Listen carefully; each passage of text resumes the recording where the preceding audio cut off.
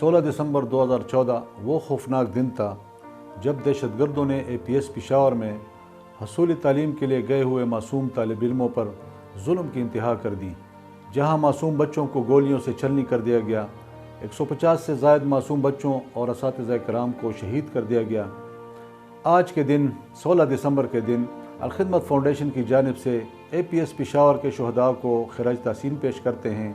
اور ان کے خاندان کے ساتھ مکمل یکجہتی اور ہمدردی کا اظہار کرتے ہیں۔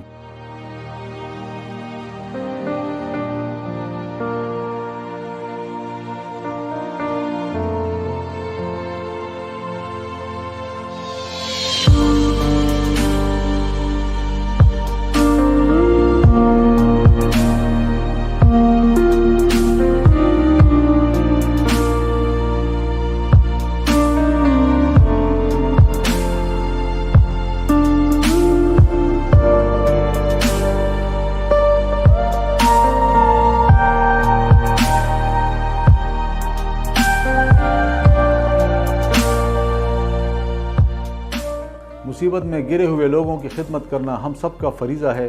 خدمت خلق میں اللہ کی رضا ہے۔